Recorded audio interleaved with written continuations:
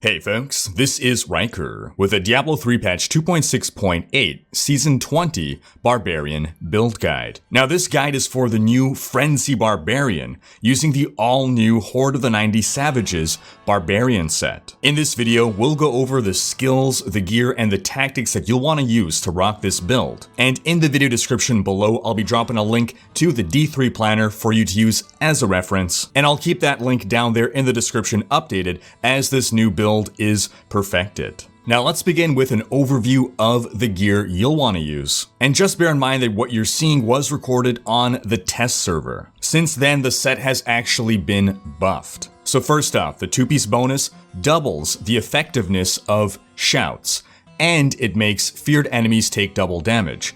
But wait, there's more, because the version hitting live servers will have feared, frozen, and stunned enemies take double damage. So now we go from only one form of crowd control up to 3 different options to give players. Now you might be wondering, what exactly does the game consider to be shouts? Well, there are 3 powers: Battle Rage, Threatening Shout, and War Cry. Those are the 3 skills that are getting buffed by the 2-piece bonus. Now again, this set revolves around the skill Frenzy. Frenzy is a generator skill, and each time you swing it, you increase the attack speed of Frenzy by 15% for 4 seconds. This can stack up to 5 times, so we call these Frenzy stacks. Now the 4-piece bonus of this set makes each Frenzy stack also reduce your incoming damage, and on live servers that's going to be 6% per stack. The live version also addresses a bit of an issue with this skill by making a Frenzy stack last twice as long. So rather than die off after 4 seconds, it now lasts 8 seconds, which really helps to keep this buff up at all times, which you will want to do for this damage reduction. Then the 6-piece bonus, very simple. Frenzy deals 1000% increased damage per Frenzy stack. So mechanically, this set is very straightforward. Spam the crap out of Frenzy. We'll want to make use of our shouts. When we can, we'll want to toss in some crowd control in order to benefit from the 2-piece. But one thing to bear in mind is that enemies do develop crowd control reduction. Very simply, the more you crowd control enemies, the more resistant they become to crowd control. So for very long and drawn out fights, particularly against a Rift Guardian, you may find yourself no longer benefiting from the double damage. But now let's take a look at our supporting items, starting with the Undisputed Champion. Frenzy gains the effect of every rune and deals up to 400% increased damage. This is a mandatory damage multiplier, and it's going to allow Frenzy to trigger a stun effect just based off of one of the runes without any additional supporting gear. Another big damage multiplier that we're going to want to wield in one of our hands is Oathkeeper. Your primary skills attack 50% faster and deal up to 200% increased damage. Frenzy is a primary skill, and this item helps drive it into overdrive. Then in our cube, we're going to need to have Bastions Revered. Frenzy now stacks up to 10 times and hits an additional time per stack. Each additional hit will chain to any enemies within 15 yards, and the damage is split between all of the affected enemies. Now first off, buffing us up to 10 stacks is important in and of itself. But then that secondary effect transforms Frenzy from a single target attack into an attack that can spread its damage around a little bit. We're not talking about screen clearing and turning this into a very good area of effect build, but it helps take down elite packs better and very closely grouped density of enemies. This build still specializes not in killing all enemies, but in killing important targets. Then another important damage multiplier in your cube would be Depth Diggers.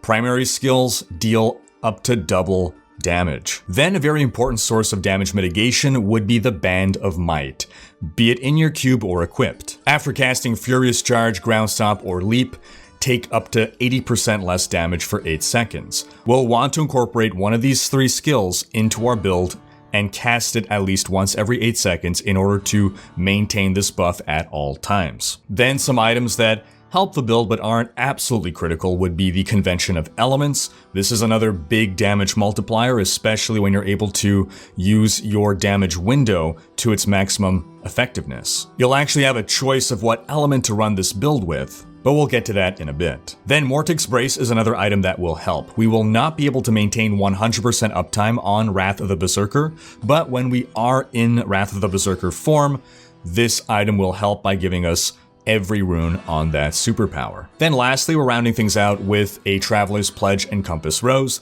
This gives us situational damage and damage mitigation. While we're on the move, that is, running around trying to get to the next elite or champion pack, we are taking less damage, and then when we stand in place to kill our target, we're going to build up more damage. Now you'll note that I did not yet cover our other main weapon. This is because you have some choice here depending on how you want to run the build. What you're seeing in the footage is me using Azarath and going with the cold variant. This is because at the time, the devs had added the ability to deal double damage against frozen enemies. And Azarath here is the weapon of choice for the cold variant. We don't actually care about the legendary property, but rather about the secondary property, 25% chance to freeze on hit. In addition to that, the weapon itself makes cold skills deal 20% more damage. So by selecting the cold rune and thus making our frenzy deal cold damage, we're going to be buffing our damage. Now, if you don't want to go for the freezing option and instead want to opt for the stunning option, you can go with the Echoing Fury. Slaying enemies engulfs the wielder into a frenzy. This will give you added move speed and attack speed, but we're already natively stacking a whole bunch of attack speed while we're getting our frenzy going. Another option for speedrunning could be the Ingam. This would help you maintain more uptime on your Wrath of the Berserker. If your chosen elemental damage type is fire, you can go with a Burning Axe of Sankiss. This item natively rolls fire damage on it, and you can also go with a Sunkeeper in order to benefit from up to 30% increased damage versus elites. Now, as for your legendary gems, you'll want to get a Simplicity Strength. This buffs the damage of our primary skills, of which Frenzy is one, and every time we hit with a primary skill, we're going to heal 4% of our max health. Since we're attacking so super fast with Frenzy, we'll be replenishing our health very quickly. We're going to be taking a Bane of the Trapped. This deals more damage to crowd-controlled enemies, and upon reaching level 25, it automatically crowd controls all enemies around us. And then we'll be taking a Bane of the Stricken. You deal 25% more damage versus Rift Guardians, but also the longer you attack an enemy, the more rapidly you build up damage against that enemy. Now, normally it's best to stick with a Bane of the Powerful for quite some time before swapping to a Bane of the Stricken once it starts taking long to kill enemies. This is a build in which you're going to want to swap to the Bane of the Stricken far more rapidly. We are hitting enemies so quickly that we build up our Stricken stacks ridiculously fast. As for gems in our weapons, of course, Emerald for crit damage. In our helm, we'll go for a diamond for cooldown reduction, and then chest and pants, it's your choice. If you want toughness, you go with diamonds for cooldown reduction. If you want more damage, you go with rubies. So we'll circle back to the gear to take a look at exactly what we want on every piece of gear, but first, let's take a look at the skills. So first off, of course, we're taking Frenzy. And thanks to our belt, we're gaining all runes on Frenzy. So the rune that you select will simply be, what type of damage do I want to deal? Cold damage, or lightning, or fire, and then on your gear you want to get that same type of elemental damage. Now, noteworthy runes is that Vanguard makes you also move faster thanks to Frenzy stacks. Smite gives you a 30% chance to stun an enemy. We're hitting so fast that these stuns are going to go off rather quick. And then Maniac makes us deal more damage as well for every Frenzy stack. Now, we want to benefit from our buffed shouts, so we're going to take Threatening Shout, Falter. This is going to make enemies near us take 25% more damage. But this effect is doubled, so it's actually going to be 50% more damage. Next, we'll want to take Battle Rage, Bloodshed. This will buff our damage, it'll buff our crit chance, and it's going to make us basically spread our crit damage around to enemies, dealing even more damage. And then we're going to take Warcry, Veteran's Warning for a nice defensive buff. We'll also be working in Wrath of the Berserker, Insanity. This gives us more damage, more move speed, more mitigation. And lastly, we'll be taking Furious Charge, Merciless Assault. Now, you have a choice here. You don't have to take Furious Charge. You could go with the other options that the Band of Might supplies. But Furious Charge is the best with regards to mobility. You can easily charge through a whole lot of enemies, and the more enemies you charge through, the more you reduce the cooldown on this skill, so that you could effectively, assuming a large enough density of monsters, chain through a group of enemies until you get to your intended target, that is some kind of champion or elite pack. As for our passives, we'll want to take the Boon of Bolcathos in order to further reduce the cooldown on Wrath of the Berserker. We'll want to take Ruthless. It's just an all-around very strong barbarian skill. We're dealing more damage to enemies that are low on health. Now, we want to be able to finish off enemies as quickly as possible, particularly because of what we spoke about earlier, that enemies build up crowd control resistance. So at the start of a fight, we'll be able to deal damage to enemies more rapidly until they eventually become immune or resistant to crowd control. So this is going to help us finish them off when they get to that state. Berserker Rage makes us deal more damage while near max fury, which should be all the time because this is a generator build. And then Brawler makes us deal more damage when we are surrounded by enemies. Now, optionally, you can swap this out for Nerves of Steel in order to get an extra life. So when it comes to playstyle, again, you want to keep up your War Cry and your Battle Rage. You're going to want to pop your Threatening Shout on targets that you intend to hit, and you want to charge around in order to get to those targets. And you also want to save Wrath of the Berserker for when you're going to engage a target. Otherwise, this build plays rather straightforward. So as for the exact stats you want on every piece of gear, on your shoulders, strength, cooldown, area damage. We're stacking cooldown in order to get more uptime on Wrath of the Berserker. We're trying to squeeze in some area damage to help spread out our single target damage to a couple other targets. And then you can actually go for all resist here instead of vitality, and you'll see that in a couple of places. And that's mostly because we are healing so fast, because we're going to be stacking some life per hit, and healing through life per hit is more effective when your toughness pool isn't just coming from vitality, but is actually coming more from all resist. To give a very quick and basic example, let's say you have 200 health and 0 resistance versus having 100 health, but you take half damage on everything. These are virtually identical toughness pools. Now imagine that I'm able to heal 5 health per second, but I'm taking 6 damage per second. If I have 200 health and no all resist, I'm slowly losing health. Whereas if I have 100 health and 50% damage reduction, then I'm actually going to be slowly healing damage. Now that said, you still do want some base amount of vitality, so I'd only go for all resist over vitality on a couple pieces.